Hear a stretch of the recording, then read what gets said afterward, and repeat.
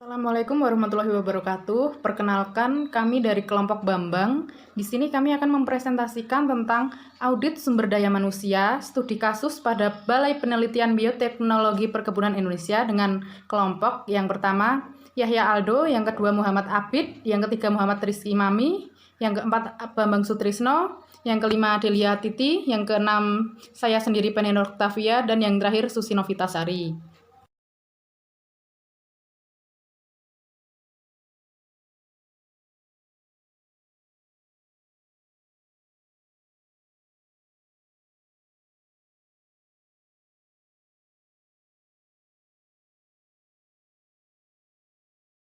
Sebelum saya menjelaskan apa itu audit sumber daya manusia, saya akan menjelaskan sumber daya manusia. Jadi, sumber daya manusia adalah faktor strategis dalam kegiatan organisasi.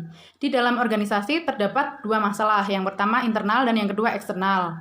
Faktor internalnya meliputi produktivitas, mutu, biaya, waktu, dan perilaku pekerja. Sedangkan yang eksternal meliputi masalah dari konsumen pengguna jasa, terus pers dan pemerintah yang kebijakannya itu tidak menentu. Untuk menghadapi kompleksitas dan intensitas tantangan yang semakin berat, organisasi dituntut untuk berpikir kreatif agar mencapai tujuan organisasi tersebut. Sedangkan audit sumber daya manusia adalah suatu proses mencari dan mengumpulkan data serta informasi faktual, signifikan, dan relevan sampai pada tahap pengambilan keputusan yang didasarkan pada hasil verifikasi dan penilaian auditor. Memerlukan data berupa fakta, yaitu realita atau keadaan yang sebenarnya. Data dan fakta signifikan adalah data dan fakta yang menjelaskan tentang masalah sumber daya manusia yang dapat menjelaskan masalah secara mendalam dan terarah. Audit sumber daya manusia dilakukan secara sistematis, yang artinya proses pemeriksaan dan penilaian dilakukan dengan pola logika dan asas-asas manajemen. Audit sumber daya manusia direncanakan, pelaksanaannya dikendalikan, dievaluasi, dan ditindaklanjuti. Kan tujuan penelitian untuk mengkaji pengelolaan sumber daya manusia di Balai Penelitian Bioteknologi Perkebunan Indonesia dari perspektif karyawan. Oke, di sini saya akan melanjutkan presentasi dari teman saya. Sebelumnya, perkenalkan, nama saya Bambang Sutrisno, NIM 228. Di sini saya akan melanjutkan presentasi metode penelitian. Yang pertama, lokasi dan penelitian.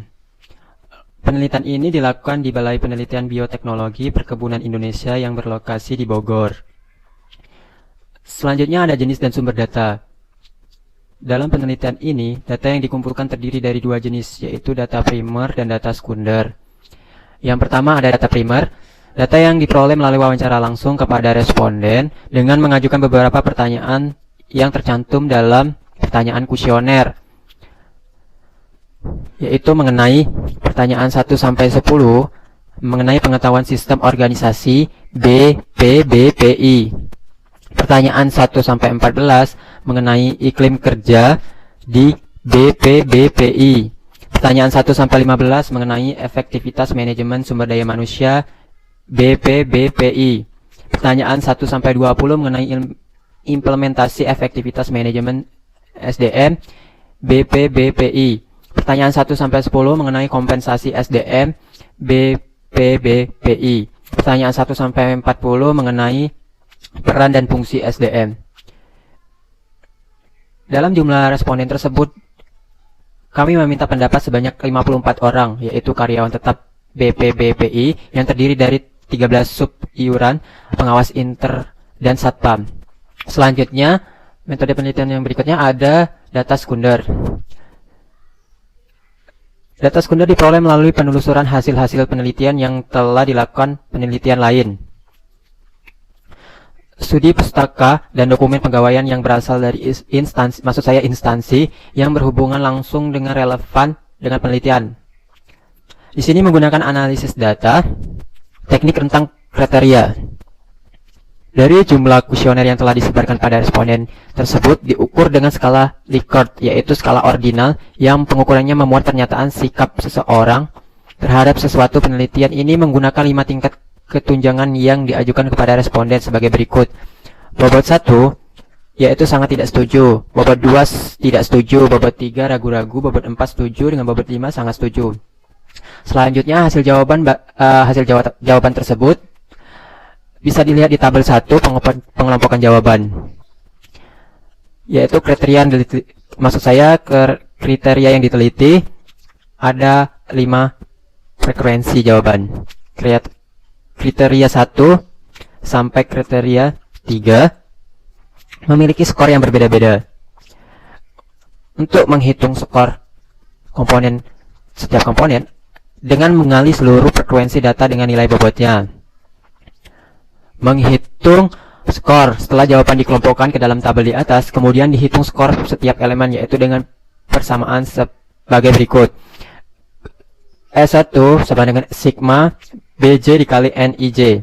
S1 sama dengan skor baris, BJ sama dengan bobot pada kolom ke J, NIJ sama dengan jumlah atau frekuensi jawaban pada baris ke-1 dan kolom ke J. Selanjutnya menentukan rentang skala. Dengan menentukan rentang skala merupakan langkah selanjutnya setelah skor masing-masing elemen diperoleh. Untuk menghitung rentang skala tersebut digunakan rumus sebagai berikut. RS sama dengan N M dikurang 1 per M. RS tersebut rentang skala, N tersebut jumlah contoh, M adalah jumlah alternatif jawaban tiap intern. Selanjutnya ada yang ketiga, menentukan skala penilaian setiap kriteria. Langkah selanjutnya adalah menentukan rentang skor terendah dan rentang skor tertinggi. Apapun rentang skor terendah yang diperoleh dari hasil perkalian antara jumlah sampel dan bobot terendah, yaitu 1, dan hasil yang diperoleh dari hasil perkalian antara jumlah sampel dengan bobot tertinggi, yaitu 5. Setelah ditentukan rentang terendah dan tertinggi, selanjutnya ditentukan interval skala penelitian setiap kriteria seperti berikut. RTR dikurang RS ditambah RTRS hasilnya sangat lemah. RTR plus 1 dikurang RS plus RTR hasilnya lemah. RTR plus 1 dikurang RS plus RTR hasilnya agak kuat. RTR plus 1 dikurang RS plus RTR hasilnya kuat. Sedangkan RTR plus 1 dikurang RTT hasilnya sangat kuat. Oke, itu hasil metode penelitian dari jurnal kami. Selanjutnya akan dipresentasikan oleh teman saya. Terima kasih.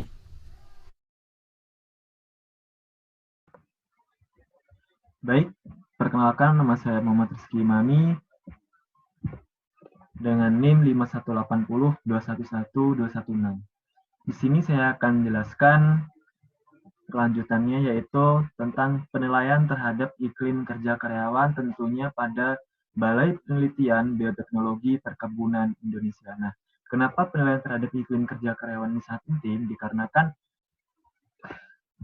iklim kerja itu sendiri mempengaruhi kondusif tidaknya bagi pegawai dalam meningkatkan kinerjanya. Jadi, sebagian besar pegawai berdasarkan perilaku kerjanya pada dorongan yang kuat untuk menunjukkan prestasi kerja, pelibatan dalam pembuatan keputusan, dan sebagainya itu tergantung terhadap iklim kerja tersebut juga. Jadi, iklim kerja berbanding lurus dengan produktivitas yang dapat dihasilkan oleh para pegawai. Nah, di sini dalam kasus yang kami jelaskan, yaitu terdapat beberapa indikator penting untuk menilai seberapa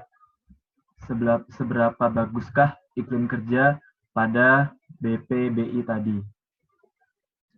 Nah, di sini terdapat indikator, yaitu yang pertama clarity, responsibility, flexibility, team commitment, dan yang terakhir yaitu reward.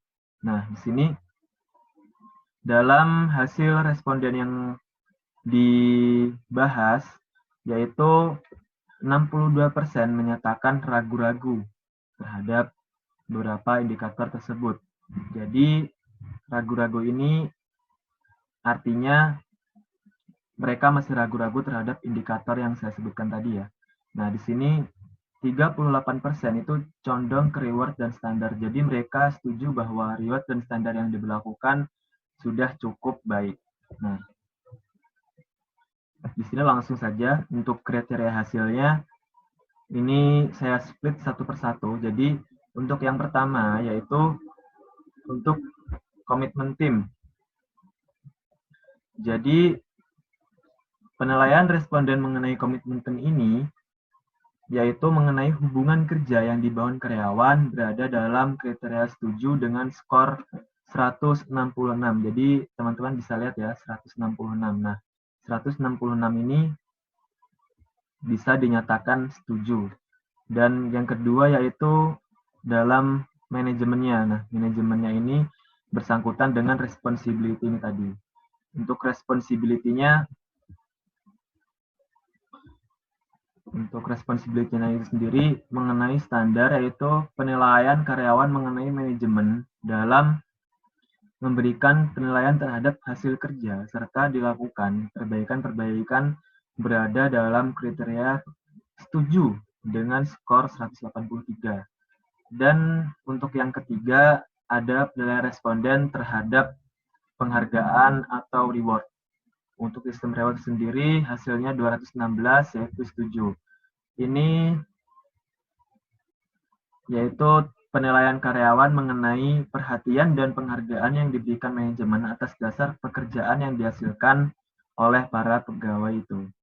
Nah, yang keempat yaitu mengenai clarity atau kejelasan. Itu mencapai skor 150 yang berarti ini ragu-ragu ya.